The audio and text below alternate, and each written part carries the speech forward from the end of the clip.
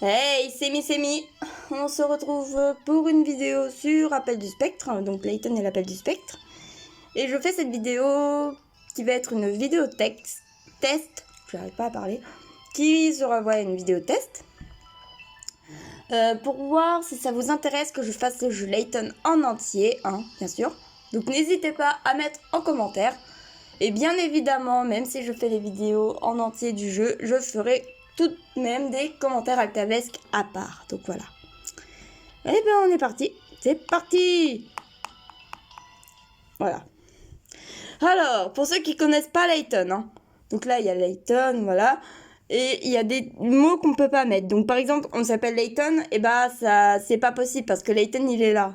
Donc, bien sûr, on va gruger le système, hein.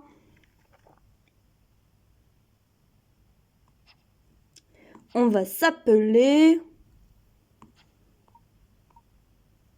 c'est pas Vastoche, Miss Emu. Voilà, j'ai réussi. Donc c'est parti pour les cinématiques. Donc c'est une œuvre de fiction purement fortuite. Alors s'il y en a qui s'appellent Amy ou je sais pas quoi, et bah c'est pas... Voilà. Il y a bien longtemps, à une époque où régnait la justice, Je vais monter un peu un dessus. bandit envahit une petite ville. Au milieu du chaos, une jeune fille terrifiée se mit à jouer de la flûte Voilà. afin d'échapper à toute cette folie. Sa mélodie se fit entendre jusque dans les cieux, et un spectre... Oh la voix sensuelle quoi. Celle-ci lui demanda d'éliminer les bandits, et le spectre obéit. La ville était sauvée. Et le spectre disparut sans un bruit. La jeune fille savait que si la ville était à nouveau en danger, elle n'aurait qu'à jouer de la flûte pour qu'il revienne le protéger. Ah la voix sensuelle pour lire les histoires quoi, au secours. Étrange, non? Oula. Oh si, monsieur. Je pense que le temps est venu pour nous d'en écrire la suite. Très bien, monsieur. Oh il est vieux. Il y a un reflet en plus. Une autre cinématique donc avec Layton et voilà. J'ai joué à Layton déjà, hein, bien sûr. Alors, dis-moi, Luc, vois-tu quelque chose? Non, rien du tout. Bah il a juste envie de saouler en fait. J'ai encore beaucoup de mal à avaler ça. C'est une histoire à dormir debout. Je ne sais pas quoi penser. Émile Aigri. Nous serons bientôt fixés. Émile Aigri. Et ce petit garçon qui prédit les apparitions du spectre. Tu me veux quoi toi? Dites, professeur, que ferons-nous si le spectre ne se montre pas? On sera dans la merde, Amy, dans la merde, dans la merde. Douter comme d'hab. Est-ce que tu entends cela? Qu'est-ce que c'est? C'est de la musique? Bah oui. Bah non, c'est la Star Academy, Amy.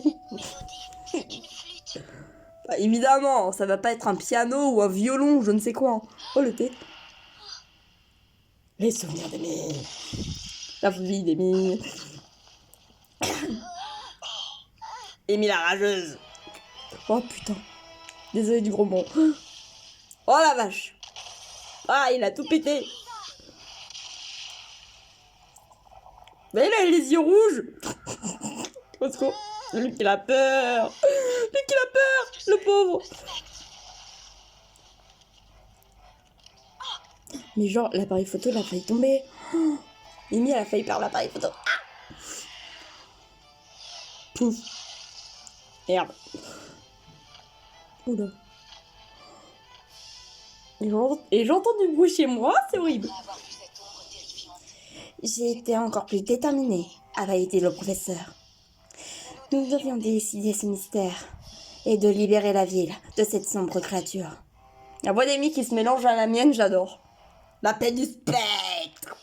Papa, l'enquête. Retrouvailles, prologue, retrouvailles. Alors ils se connaissent déjà, c'est quoi ce regard, Altava? Enfin ce regard, oui je connais ce nom. Oh la Vespa. Ouais c'est une Vespa, ouais. Grayson University. Aouh. Regarde le Vespa, hein, bah, Ah, c'est qui ça? La femme de chambre? La femme de ménage? Bonjour, madame. merci beaucoup.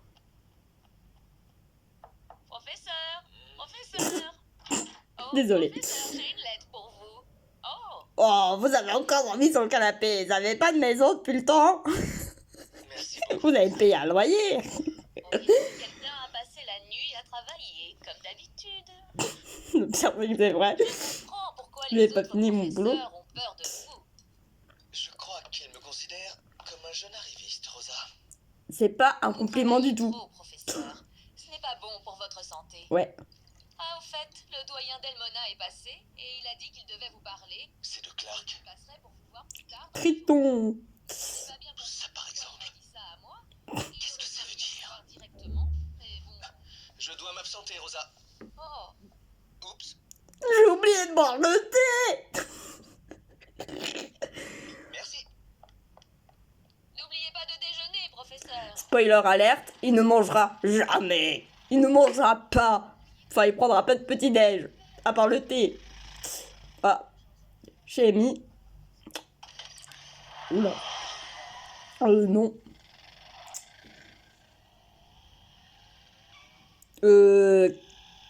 Après, on s'étonne qu'il y a des accidents de la route.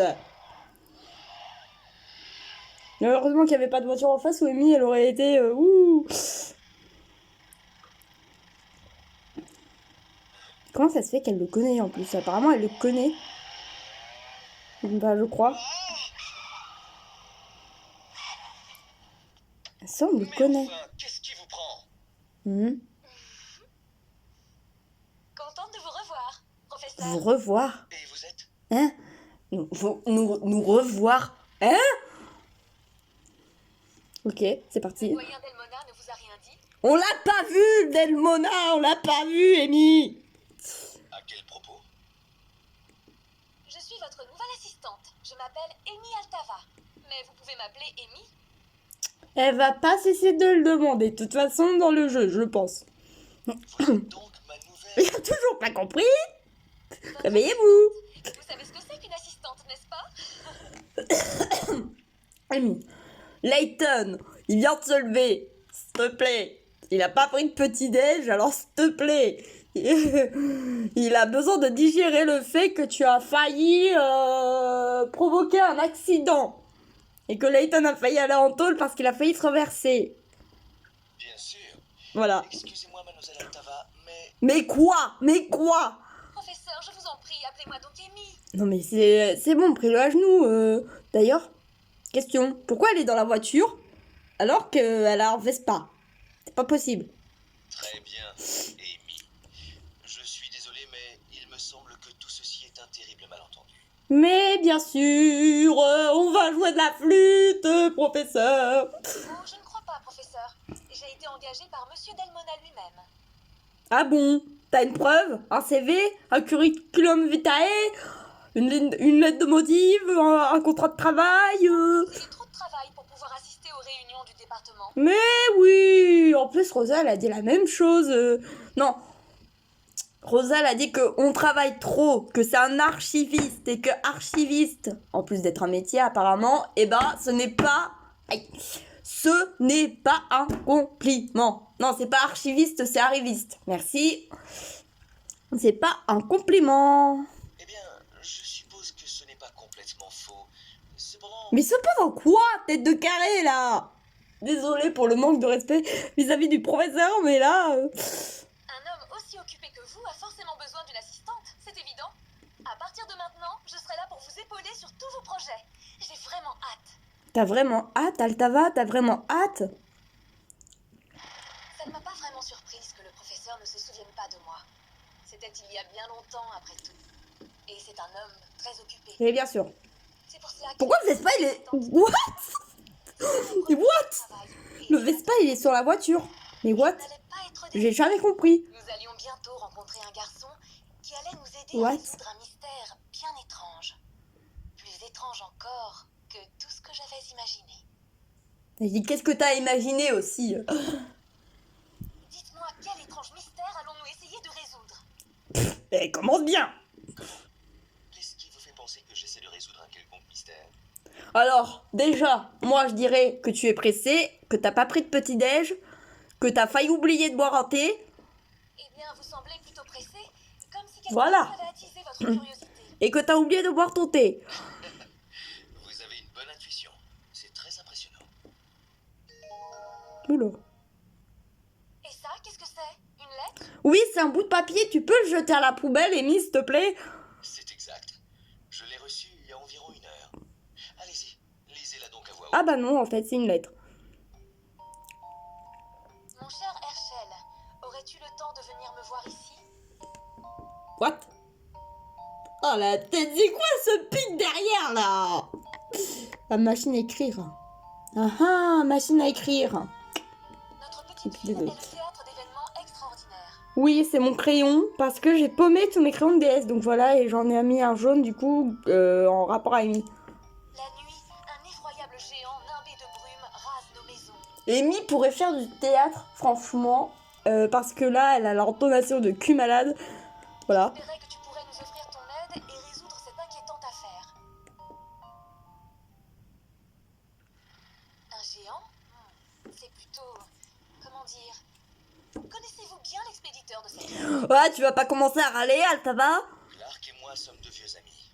Il n'inventerait jamais ce genre d'histoire sans une bonne raison. Ah, Clark est donc celui qu'on a vu au-dessus, en fait, là où il y a le Vespa.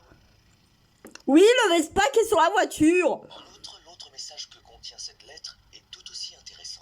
Hein? Comment? L'autre message? Et c'est parti pour la première énigme, les amis. C'est parti. Donc, mon cher Herschel, aurais-tu le temps de venir me voir ici? Notre petite ville est le théâtre d'événements extraordinaires. La nuit, un effroyable géant nimbé de brume rase nos maisons. J'espérais que tu pourrais nous offrir ton aide et résoudre cette inquiétante affaire. Amitié Clark. Donc du coup, étant donné que j'ai déjà fait le jeu plusieurs fois, je l'ai depuis 2011 le jeu, donc depuis 2011 j'ai connu Amy. Eh bien, je sais qu'il y a un truc. Donc je mets la réponse. Je vous la montrerai plus tard. Et voilà. Et pourquoi cette réponse? Je suis plutôt confiante. Amy. Correct. Cette énigme ne m'a posé aucun problème. Bah en même temps c'est la première Amy. Hein. Aide-moi, c'est en fait la première lettre de chaque ligne, en vrai. Voilà. Mais qu'est-ce que se passe ici? Donc voilà. Là, il nous parle des picaras, donc les picaras qu'on gagne en enlevant les énigmes. Et à la fin, quand on aura beaucoup de picaras, on aura par exemple les extras, genre les audios, les films, les musiques, les persos et tout et tout. Il y a un message secret que l'on peut découvrir en utilisant la première lettre de chaque ligne. Bravo Amy, je suis sûre que vous serez une excellente assistante. J'en suis persuadée. Persuadée. Oh, merci beaucoup, professeur. Venant de vous, c'est un merveilleux compliment. Cependant, aide-moi. Pourquoi l'auteur de la lettre a-t-il caché un tel message? Eh bien, cette lettre m'a été envoyée par Clark Twitton, un ami très cher. Enfin, putain, il a dû coûter cher, son ami. Peut-être qu'il a ajouté ce message caché pour attirer mon attention et me faire rater mon petit-déj. Je dois quand même dire que cela ne lui ressemble pas de me faire rater un petit-déj. J'ai failli oublier mon thé avec cette lettre. Oh, tout cela a vraiment l'air passionnant et mystérieux. Je n'en reviens pas, ce n'est que mon premier jour, il y a déjà un mystère laytonesque à résoudre, ou je dirais même altavesque. Laytonesque? Altavesque? Que voulez-vous dire? Vous avez inventé des mots. Et avez-vous déjà entendu parler de moi? Cela veut dire? Bien sûr que j'ai déjà entendu parler de vous. Je sais tout ce qu'il y a à savoir sur vous. Bien évidemment. Je suis un Wikipédia sur pattes et je vais vous le montrer. Herschel Layton, nommé professeur à l'université de Wesson, et l'heure a seulement 27 ans. Un record. Vos travaux ont été publiés dans plusieurs journaux académiques. Je peux les citer par ordre chronologique si vous voulez. Vous avez collaboré avec Scotland Yard à plusieurs reprises. Votre intelligence et vos capacités d'observation hors normes se sont révélées extrêmement utiles. Vous leur avez en effet apporté une aide précieuse dans des affaires d'une grande complexité. Et maintenant, je vais passer à ce que les abonnés ont adoré et qui a fait fureur lors d'une vidéo de commentaires altanesques. Vous êtes célibataire, vous avez 34 ans et vous êtes Capricorne, je me trompe? Ou plus précisément, vous êtes célibataire depuis Destin perdu comme je l'avais déjà dit, vous avez 34 ans dans ce jeu, vous êtes né en 1920, vous chaussez du je sais pas combien, et vous êtes Capricorne donc entre le 20 et le je ne sais combien de janvier. Et je me trompe, Wikipédia sur pattes. Vous êtes à Wikipédia sur pattes et je vois que vous avez effectué des recherches plutôt approfondies. Normal. Cependant, à votre avis, Amy, pourquoi le Dindon Delmona vous a-t-il choisi pour être mon assistant? Parce que j'ai soudoyé. Oh, je lui ai simplement dit que je voulais travailler avec vous et que je n'accepterai aucun refus. Très perspicace, Altava.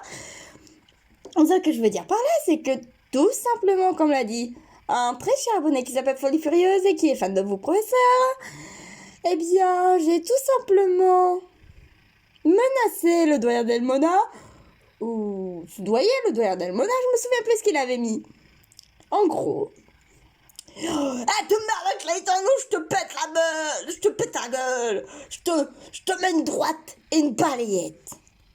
Oula, vraiment, et puis je vous demandais pourquoi vous teniez tellement à travailler avec moi.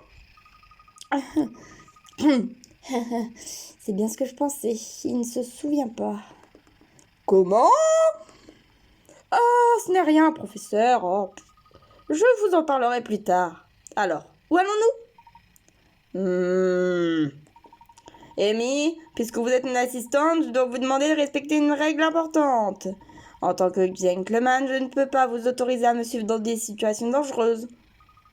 Bien sûr, professeur, c'est une règle qui me semble totalement raisonnable. Toutefois, essayons de ne pas oublier que toute règle a ses exceptions. Parce que vous me mettez des règles, mais je ne vais pas les respecter. Parce que je suis une rebelle, je suis une thug, d'accord? Et puis bon, je suis forte. Certaines l'alisent, surtout telles que moi, sont capables de traverser des situations dangereuses sans s'évanouir. Je me suis jamais évanouie de ma vie. Parce que je peux tous les péter à coups de gueule et à coups de karaté. Oh, et puisque je vais être votre assistante, inutile d'être aussi formelle, ça ne sert à rien, je m'appelle pas Flora Reynolds. Oui, bon, passons. Nous nous rendons à Mystery, avec Clark Triton, l'expéditeur de cette lettre. Mystery. Pourquoi ce nom me semble-t-il si familier? Oh, je pense que c'est parce qu'il y a des gens qui font des vidéos sur Professeur Layton et la paix du spectre. Mais je pense que c'est aussi parce qu'il y a environ un an, on y aurait découvert un jardin antique. Enfin, une civilisation antique. Je tutoyais maintenant. Tu as dû voir ça dans les journaux. Oui, c'est cela. Si je me souviens bien plutôt, quelqu'un a émis l'hypothèse que le légendaire jardin d'or se trouvait là-bas. Aujourd'hui, l'un de vos amis qui vit à Mystery vous appelle à l'aide dans une lettre. Oh, la mise au jour de vestiges antiques, une mystérieuse lettre, un soupçon de danger. Oh, je ne pouvais rêver mieux pour commencer ce travail. Tout cela est tellement Laytonesque, altanesque. Amy? Non. Rien. Ok. Wow, on se calme. Donc là, il y a les lettres. Le professeur Layton a reçu une lettre de son vieil ami Clark contenant un message caché. Pourquoi Clark a-t-il dissimulé cet appel à l'aide? Le message était dactylographié, donc il était écrit à la machine alors que Clark il écrit à la main. Ok. La ville de Mystery reposerait sur les ruines du jardin d'or, donc le jardin antique. Un jardin construit par une ancienne civilisation. Ce site existe-t-il ou ce n'est qu'une légende? Et donc du coup, ce jardin se trouverait dans la ville de Mystery. Et nous sommes partis, nous allons sauvegarder bien évidemment. Je mets n'importe quoi. On sauvegarde Amy. Oui, j'ai fait des parties, donc je m'appelle Amy. Et là, voilà. Brouillard sur Mystery. Chapitre 1.